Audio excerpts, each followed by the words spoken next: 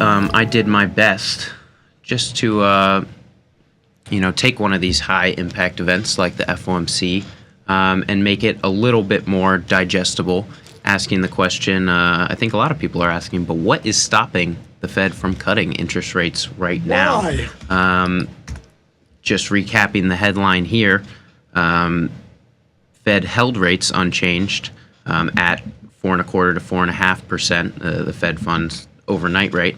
But I was curious your take on, you've obviously been through a lot of interest rate hike cycles, interest rate cut cycles. Is this graph here normal for something that we've seen, knowing that this 5.5% was the high of the hiking cycle?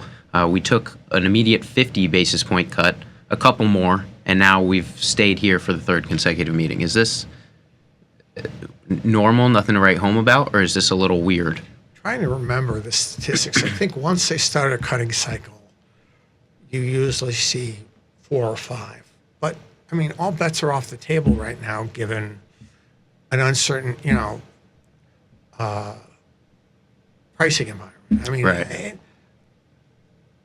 You could see in that press conference, he was definitely, I think he had to catch himself from almost laughing when he said, "There's greater uncertainty." Like, what do you expect us to do? If he's got a script that he's trying to stick to, he's fantastic, because he was so boring. But I think he nailed exactly what he was trying to do. That one spot where he is greater uncertainty. Yeah, you don't stuff's say. Messed up right now. I think he painted a very clear picture of what they're looking at. Why would they do anything? There is they're right now, given the uncertain nature of what prices are going to look like in 6 months, why would they cut? But they're mindful that they may be compelled to in the future if unemployment continues to rise. There you go. You nailed it. But that I think is the main question here is why wouldn't you try and front run this? If we're having risks of a recession, if growth, we're coming off of this GDP print that was negative for the first time since 2021 or 2022, that scared a lot of people. Why not try and get in front of this? Because even when you're cutting 25 basis points, we're still above 4%. So we're still very high. But I guess the narrative from the Fed yesterday is that they're looking at these two graphs, their dual mandate, unemployment and inflation, and saying that they're okay with unemployment at 4.2% year over year. What they aren't okay with is anticipating a possible spike in this inflation rate that they've tried so hard to bring down from over 5%. Right. And friction, the unemployment rate, you always have some unemployment because people change jobs. Now, what they used to refer to as frictionless unemployment, or what's the true when no one's unemployed, that number used to be 5%, 5.25%. It's come down now to this. So basically, we're still at what they call the full employment level. Okay. Full employment doesn't mean unemployment rate goes to zero. Right. Because there's always people in transition. But it's around 4%. That full employment level is much closer to 4% than 10 years ago, what they looked at as 5%. And from their standpoint, cutting 25 preemptively gives you a little bit of a cushion.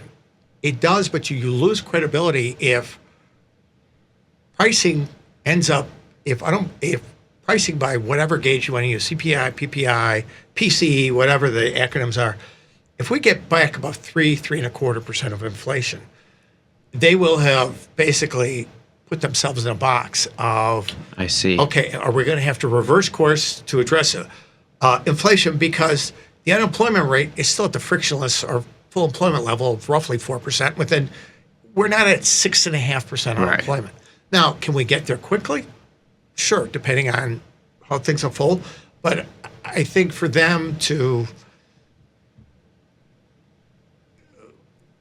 it's not dealing with a higher inflation print and holding rates steady leaves some credibility for them to be disciplined.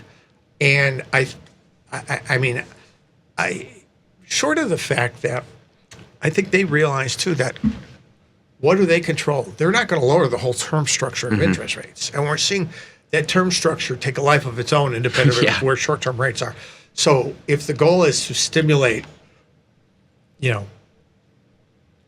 manufacturing and investment and home buying, them cutting by 25 basis points is not going to necessarily bring that 10-year or 30-year mortgage rate down. Sure.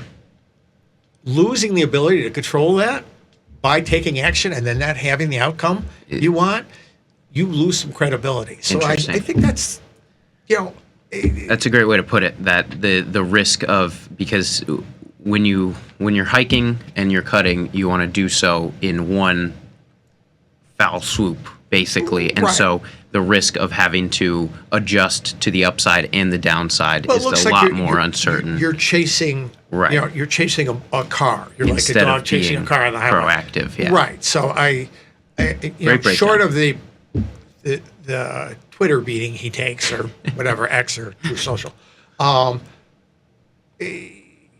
don't think they have any other choice. And if they see a decline in employment, and inflation hovers around 2.5%, they can go 50 basis points the next meeting if they want. So they've got more tools at their disposal. Absolutely, and I think that we're going to see this bob back and forth. Where are we at? Is this the July meeting? Yeah. This is the July meeting, which now is the first meeting in which futures markets anticipate a cut of any kind. Because we don't have a June meeting. We do. We do have a June meeting. Do have a June meeting. No cut expected there.